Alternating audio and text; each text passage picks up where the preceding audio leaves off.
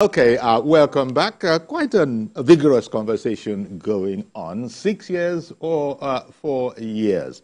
The House of Representatives has, effectively thrown out without. They've said that it's not as if it's permanent, but we have more urgent things. Would seem to be their body language to consider nationally.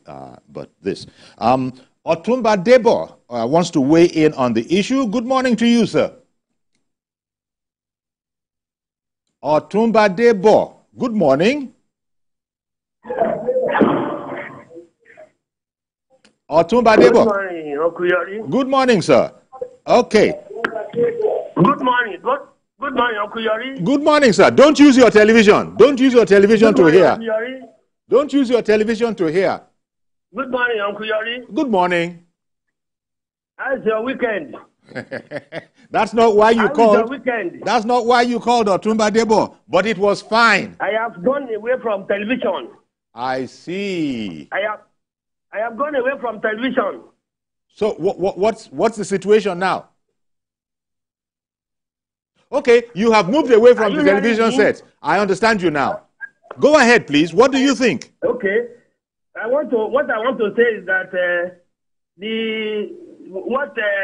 what the Ikenga should do, and the House of Representatives as a whole, and even including Senate, to look into the reform on electoral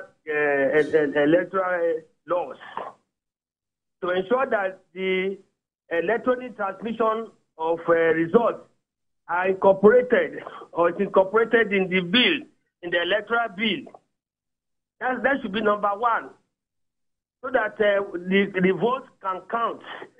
So that the votes can count. And then number two is that the INEC should devise a means that their booths, if necessary, there should be envelope for polling papers. So when you vote, inside the voting material into the envelope, so that nobody sees it, and that will call vote buying. That will call vote buying. It could be a long envelope. Okay. You insert the polling material after printing into the envelope and bring it out into the box. A sort of a secret ballot. There's a voter party in the country now, and they are talking of diaspora voting. We should first settle that of the country now. So Otumba, almost 150 or more Nigerians come out to vote every now and then. And there's nothing wrong with the rotational presidency. Or 6 years. I wanted to get your. What do you think about the 6 year, 6 year or 4 year? Are against all this reform. 6 or 4 years. You should have it, particularly electronic transmission must be in the bill. Okay. And the voting should be. Otumba, can you hear me? Sure that nobody sees it and vote buying. Otumba, can you hear me? Okay, I hear you. I hear what you're saying. You're talking about the modalities, but finally, conclusion, are you for the 4 or 6 year? Well, he's gone, but that conversation ended up being more of a one-way. But he was looking into the modalities. I believe of making this whole 6 year proposal work. I don't know if that was what he was. I think it was really more on the current 4 years. On the 4 years, the current refine it exactly, and make it more fraud-proof. Exactly, because he talked about two major issues about vote buying and transmission of results. And even these ills, would they necessarily be taken care of or even addressed? If you bring an envelope, our people will say find a way to sidetrack it, and then because the vote buying thing crept in recently. It hasn't been there before. Before we had issues of ballot box snatching, thuggery, illegal tampering, and the rest of them. When that one was solved, they now moved to vote buying. Yes. You vote and show so that an agent will pick up the party you voted for and you go and get paid. All right? Even if you follow Otumba's idea, you will just increase the cost of election in terms of material unnecessarily. The people will still have a way of sidetracking it. So it is a electoral education, voter education that will help to curb some of these incidences. Okay, Mr. Yakub, good morning, sir. Mr. Yakub.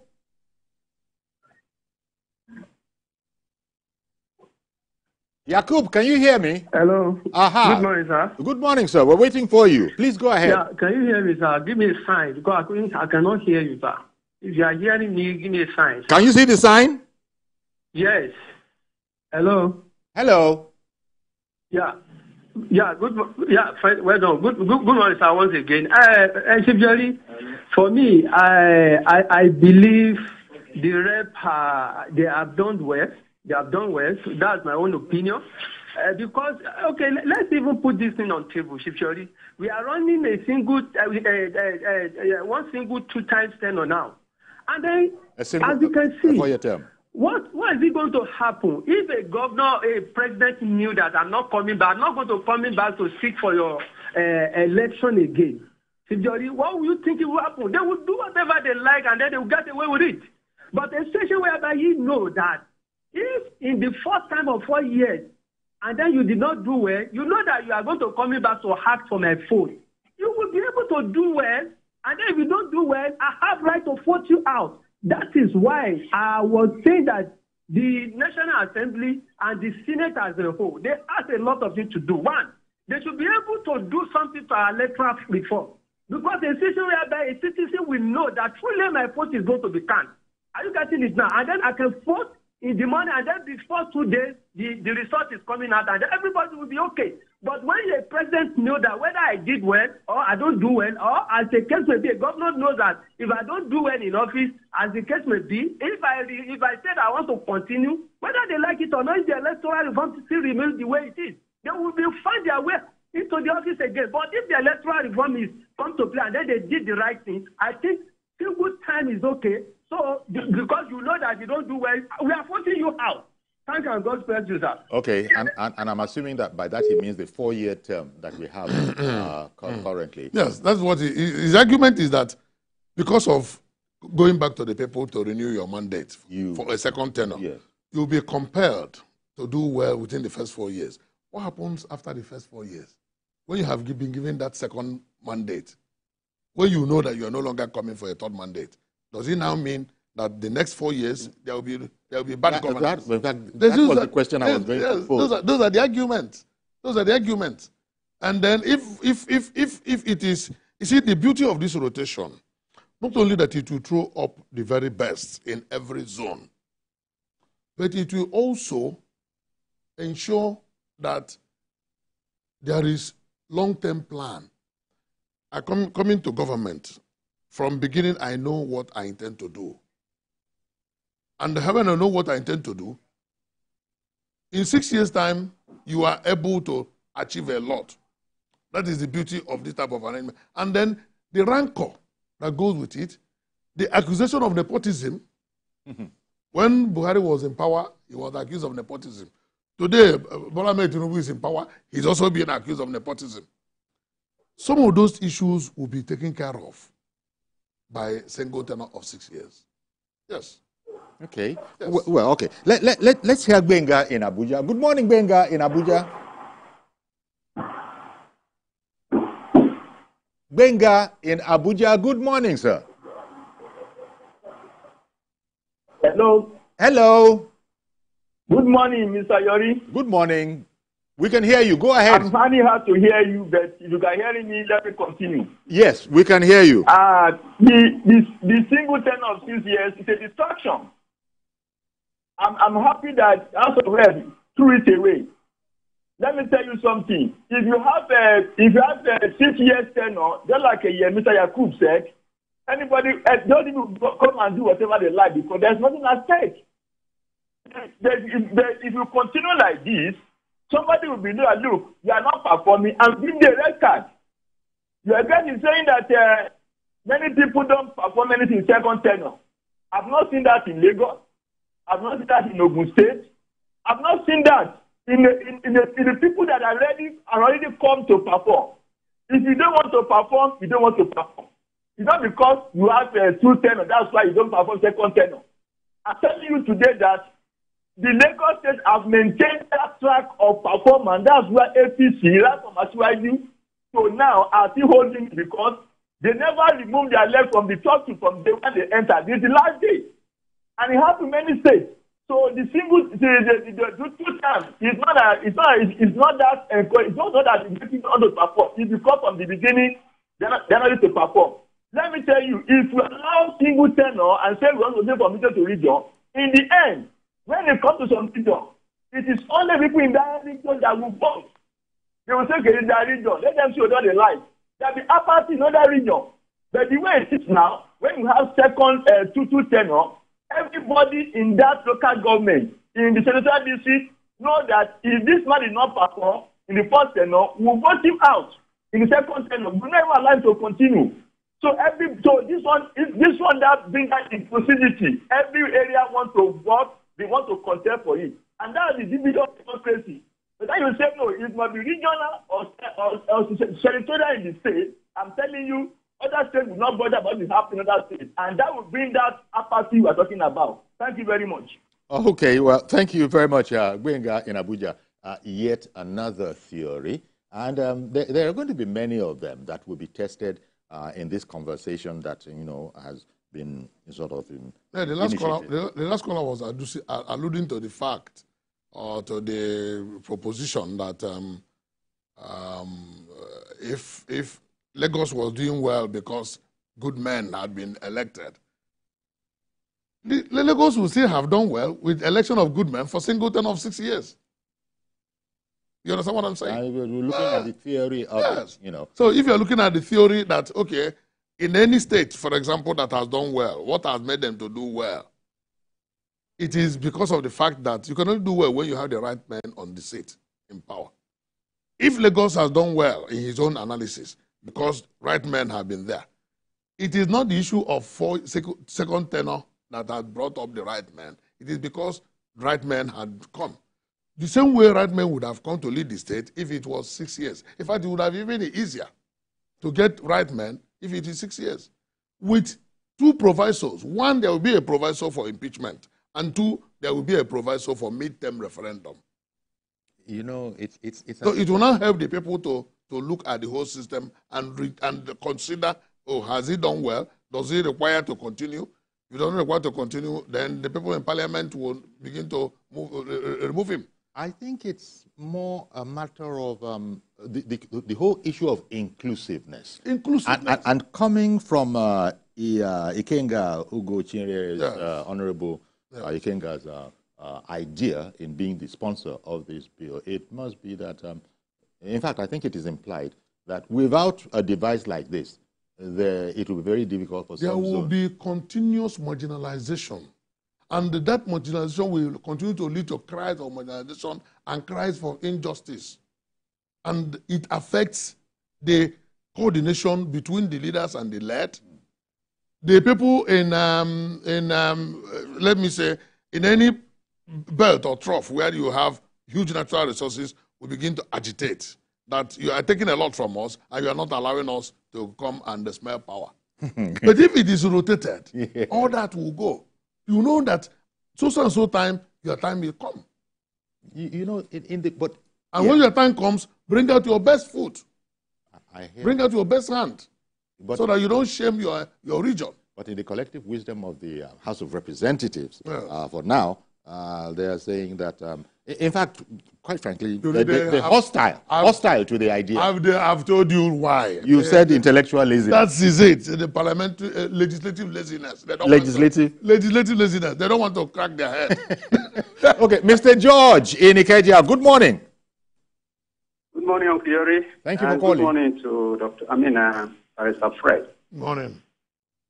Uncle Yori, this whole ploy of 6 year or one 6 year tenure, it looks to me like a ploy to reap where one did not sow. You have to work hard to become the leader of a country of over 200 million people. I believe that a person who becomes our president should have a kind of broad-based support across the country. That is why you need to at least be popular in 4 out of the 6 regional segments. If you make it a rotational one, you are going to defeat the very first principle of democracy, which is government that is elected by the majority of people. Let's take a critical look at one scenario.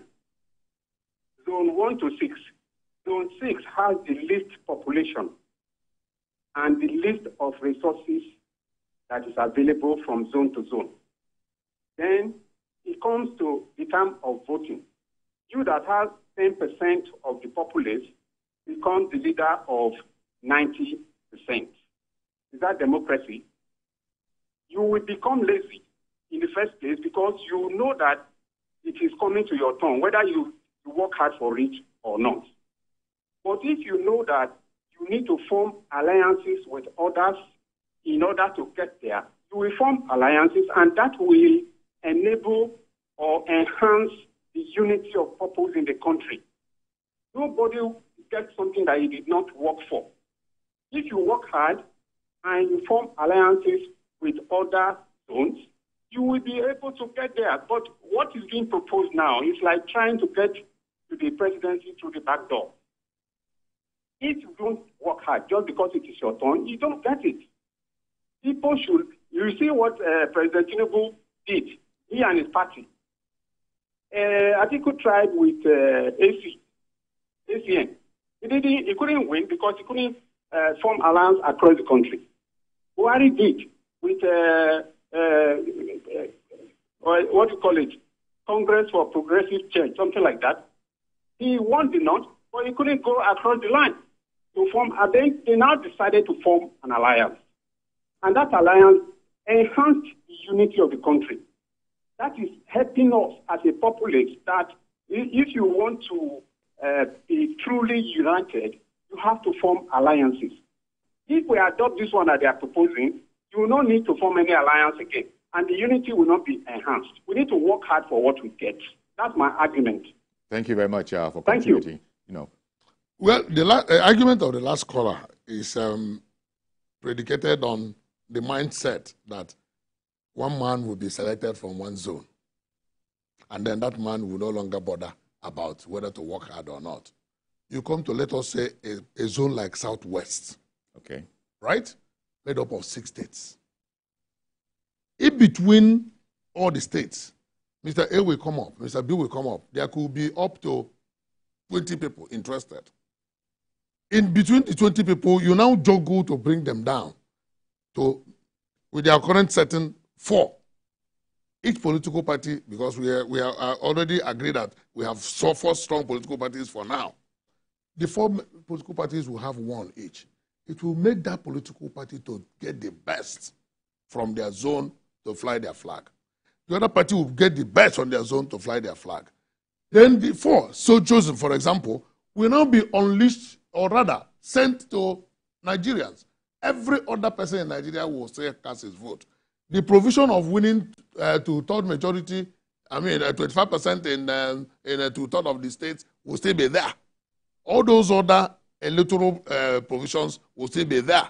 We are talking about how do you get the man that will fly the flag so that the rancor, the desperation, the cost, the marginalization will all be vanished. Okay. And I strongly believe that if the legislators sit down, soak in this argument, they will come back and revisit this matter, because it didn't start with Ikenga. If they threw it away because they don't like the face of Ikenga, it had been coming before. For once, sit down and look at it. We are looking at rejigging our system. We are looking at restructuring our environment. I even take it to an extent that out of the 6 geopolitical zones, we may even collapse all the 36 states into 36 zones, administrative zones, so that in each zone, for example, instead of having, let's say, Southwest, instead of having 6 governors, 6 legislature, 6 judiciary, you have only 1. It will not only shrink the cost of governance and the cost of recurrent expenses, it will release so much money for capital ventures and capital projects of the country. Because between 70 and 75% of every earning goes to the current because we have overbloated bureaucracy. So is there anything wrong with shrinking it? Well, when we say that many of the states cannot pay themselves, apart from the money that comes from federation account. That's the only so the money that will come from federation account will not be used to re-engineer the country.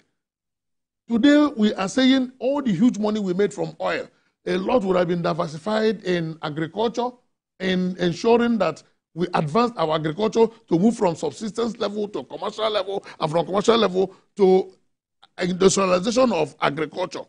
Because there are so many components of agriculture. Cassava alone will give you starch, give you garri, give you so many other things, and so on and so forth. So where is the research in all this? Where is our industrialization level? Where is our manufacturing? Because so much money is being spent on recurrent expenses. We cannot run away from the fact and the truth.